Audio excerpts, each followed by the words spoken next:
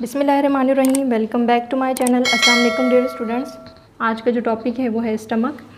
Human stomach की अगर हम बात करें तो स्टमक जो है वो एब्डोमिनल कैविटी में प्रेजेंट होता है, बिल्कुल ही चेस्ट कैविटी के नीचे, और हार्ट के बिल्कुल नीचे स्टमक प्रेजेंट होता है जो कि स्लाइटली लेफ़्ट की तरफ होता है और ये जे शेप्ड होता है। स्टमक का बेसिकली फंक्शन होता है वो फूड को स्टोर करता है, मैकेनिकली डाइजेस्ट करता है और केमिकली डाइजेस्ट करता है एंजाइम्स के ज़रिए। There are 3 regions in stomach. Stomach के अंदर 3 रीजन्स होते हैं। एक है कार्डिक रीजन जो कि बिल्कुल एंटीरियर रीजन होता है, जो फर्स्ट रीजन होता है, पहला रीजन। सेकंड जो है वो मिडल रीजन जिसको हम कहते हैं फंडस रीजन, और जो थर्ड होता है वो पाइलोरिक रीजन होता है, यानी कि वो बिल्कुल ही निचला पोर्शन होता है जिसको हम पोस्टीरियर रीजन कहते हैं। इनके फंक्शंस की अगर हम बात करें तो जो कार्डिक रीजन है वो secretes mucus glands to join the oesophagus with cardiac sphincter. ये सेक्रीट करते हैं म्यूकस ग्लैंड्स। म्यूकस एक ऐसी लुब्रिकेशन होती है जो कि हमारी पूरी बॉडी के अंदर ज़रूरत होती है लुब्रिकेशन की, क्योंकि मशीन्स को अगर हम देख लें, अगर किसी भी मशीन्स के अंदर हम ऑयल नहीं डालेंगे तो जाहिर सी बात है उसके अंदर फ्रिक्शन प्रोड्यूस होगी, जिसकी वजह से वो मशीन जो है वो ख़राब हो सकती है। इसी तरह बिल्कुल हमारी बॉडी के अंदर हर एक जगह पर हमें म्यूकस की ज़रूरत होती है, यानी कि लुब्रिकेशन की ज़रूरत होती है। तो ये म्यूकस ग्लैंड्स को सेक्रेट करते हैं कार्डिक रीजन, और क्या करते हैं, ईसोफेगस को ज्वाइन करते हैं कार्डिक स्फिंक्टर्स के साथ। कार्डिक स्फिंक्टर जो है वो एक वॉल को कहते हैं जो कि इस रीजन में वॉल होती है, यानी कि इनकी दीवारें जो होती हैं, इनकी दीवारें ईसोफेगस के साथ जब ज्वाइन हो रही होती हैं तो उस रीजन को हम गैस्ट्रो ईसोफीजियल जंक्शन कहते हैं। यानी कि gastro means stomach and oesophageal means के ईसोफेगस से जो फूड आ रहा होता है उस वाले रीजन को जब स्टमक के साथ जोड़ा जाता है तो उस रीजन को गैस्ट्रो ईसोफीजियल जंक्शन कहते हैं। यानी कि इस जंक्शन के बाद कार्डिक रीजन स्टार्ट हो जाता है।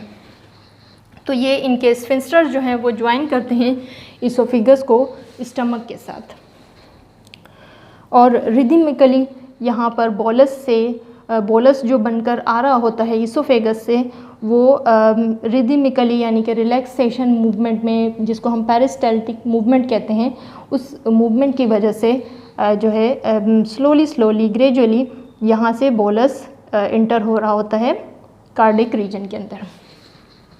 जो सेकंड है वो है फंडस रीजन, यानी कि जो मिडल पोर्शन है और main part of the stomach जो है वो ये फंडस ही है। फंडस के पास जो है वो गैस्ट्रिक ग्लैंड्स होते हैं जिसको हम गैस्ट्रिक जूसेस भी कहते हैं। यही गैस्ट्रिक ग्लैंड्स जो है वो गैस्ट्रीन हार्मोन्स के ज़रिए गैस्ट्रिक जूसेस में कन्वर्ट हो जाते हैं, और यही मेन टाइप है और यही मेन पार्ट है स्टमक का, जिसके अंदर 3 टाइप ऑफ सेल्स प्रेजेंट होते हैं। सारा का सारा फंक्शन जो है वो फंडस रीजन ही परफॉर्म कर रहा होता है स्टमक के अंदर। 3 टाइप ऑफ सेल्स जो कि फंडस रीजन के होते हैं वो है first mucus secreting cells, second zymogen cells और third oxyntic cells. Mucus secreting cells का फंक्शन ये होता है कि ये लुब्रिकेट करता है, म्यूकस सेक्रेट करता रहता है। म्यूकस आपको मैं बता चुकी हूँ कि वो लुब्रिकेट रखता है, ड्राई होने से प्रोटेक्ट करता है स्टमक को, और and protect the stomach lining from self digestion bye pepsin. और जो है ये नेक्स्ट हम पढ़ेंगे अभी पेप्सिन के बारे में, तो उसी में मैं डिस्कस कर दूँगी। और सेकंड जो है वो ज़ाइमोजिन सेल्स हैं। ज़ाइमोजिन सेल्स जो हैं वो सेक्रेट करते हैं पेप्सिनोजिन। पेप्सिनोजिन एक इनएक्टिव एंजाइम है जो कि बाद में पेप्सिन में कन्वर्ट हो जाती है। तो मेन फंक्शन जो है वो ऑक्जेंटिक सेल्स का है जो कि सेक्रेट करता है HCl, और HCl आपको पता है हाइड्रोक्लोरिक एसिड। हाइड्रोक्लोरिक एसिड की जो है वो pH लेवल 1.5 to 2.5 तक होती है, और इसका क्या फंक्शन है, HCl के जो सेक्रेट करने का मकसद जो है वो 2 फंक्शन परफॉर्म करना है। फर्स्ट जो है वो ये बैक्टीरिया को किल करता है, और सेकंड जो है वो एक्टिवेट करता है पेप्सिनोजिन को into pepsin. Pepsinogen inactive enzymes थे, और वो इनएक्टिव एंजाइम्स को जैसे ही ये HCl रिलीज़ होने लगते हैं ऑक्जेंटिक सेल्स के ज़रिए, तो ये पेप्सिनोजिन को कन्वर्ट कर देते हैं इनटू एक्टिव एंजाइम जिसको हम पेप्सिन कहते हैं।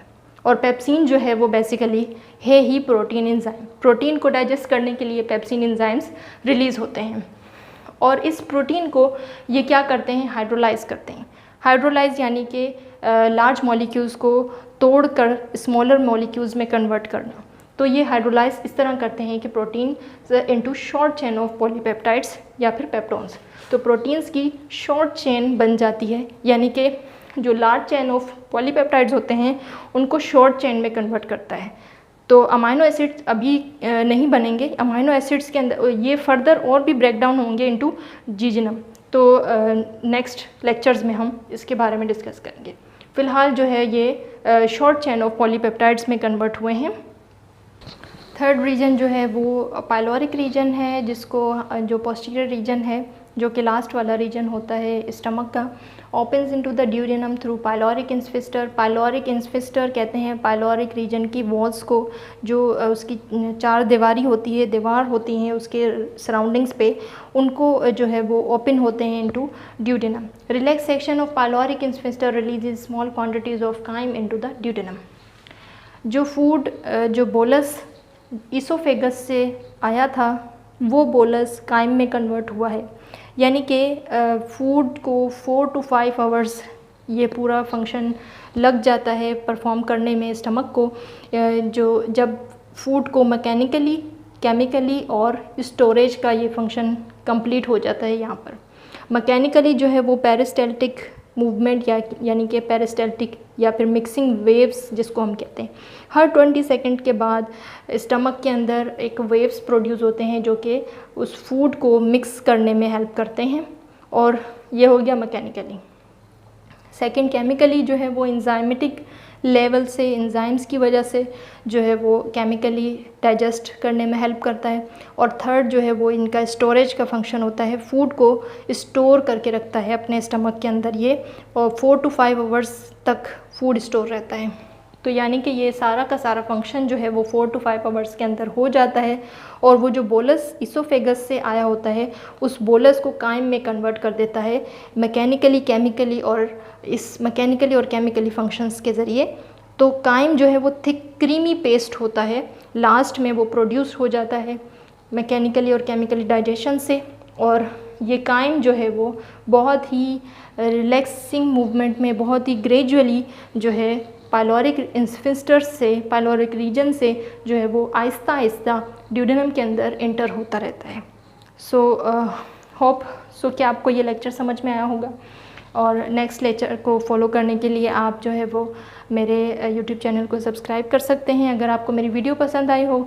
Thank you so much for watching. अल्लाह हाफिज़।